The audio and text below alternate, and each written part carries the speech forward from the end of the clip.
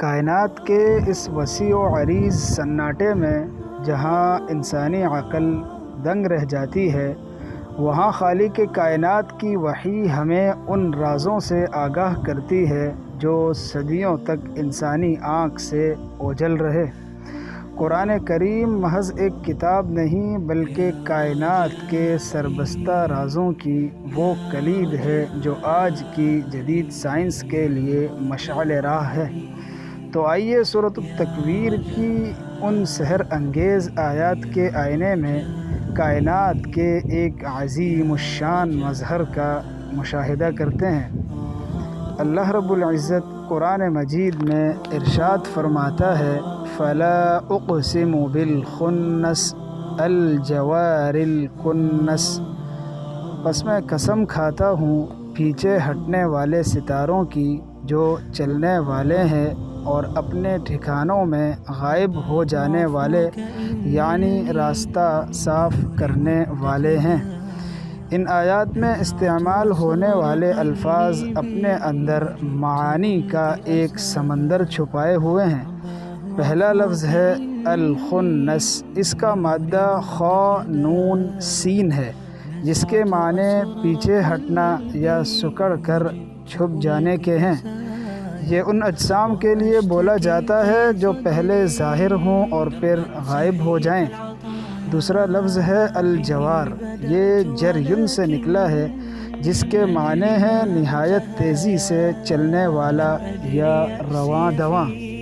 اور تیسرا سب سے حیرت انگیز لفظ ہے الکنس، جس کا مطلب ہے جھاڑو دینا، ٹو سویپ اور صفائی کرنا، یعنی ایسی چیز جو اپنے راستے کو صاف کرتی چلی جائے۔ مفسرین کی بصیرت اور جدید سائنس۔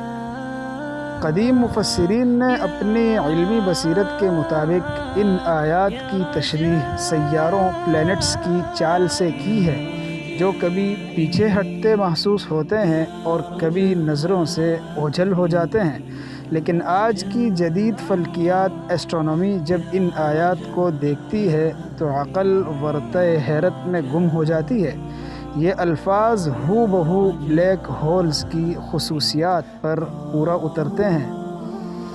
نمبر 1، الخنس یعنی نظر نہ آنے والے۔ بلیک ہول ایک ایسا مقام ہے جہاں کشش ثقل اتنی زیادہ ہوتی ہے کہ وہاں سے روشنی بھی باہر نہیں نکل سکتی، اسی لیے یہ ہمیں نظر نہیں آتے۔ یہ بالکل الخنس کی عملی تصویر ہیں۔ نمبر 2، الجوار یعنی نہایت متحرک۔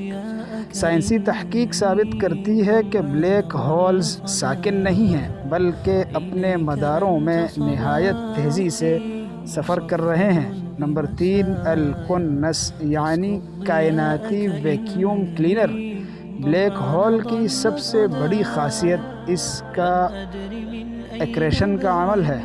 یہ اپنے راستے میں آنے والے گرد و غبار، گیسوں اور ستاروں کو اپنی زبردست قوت ثقل سے کھینچ کر ہضم کر جاتا ہے اور اس جگہ کو بالکل صاف کر دیتا ہے۔ اسی لیے سائنسدان اسے کاسمک ویکیوم کلینر کہتے ہیں، اور قرآن نے 1400 سال پہلے اسے الکنس یعنی جھاڑو دینے والا کہہ کر پکارا۔ ذرا غور کیجئے، اس دور میں جب نہ دوربینیں تھیں اور نہ ہی خلائی تحقیقات، ایک امی نبی کے قلب اطہر پر اترنے والے یہ الفاظ آج کی جدید ترین فزکس کی بنیاد بن رہے ہیں۔ یہ محض اتفاق نہیں ہو سکتا کہ بلیک ہول کے لیے وہی 3 صفات بیان کی گئی جو آج سائنسدان بیان کر رہے ہیں، یعنی پوشیدہ ہونا، متحرک ہونا اور اپنے راستے کو صاف کرنا۔ تو لہٰذا یہ آیات پکار کر کہہ رہی ہیں کہ جس نے یہ کائنات بنائی ہے، یہ کلام بھی اسی کا ہے جو ذرے سے لے کر بلیک ہول تک ہر چیز کے حال سے واقف ہے۔ سبحان اللہ۔ اگر آپ مزید ایسی ویڈیوز دیکھنے کے خواہشمند ہیں تو ہمارے چینل کو سبسکرائب کرنا نہ بھولیں۔ خدا حافظ۔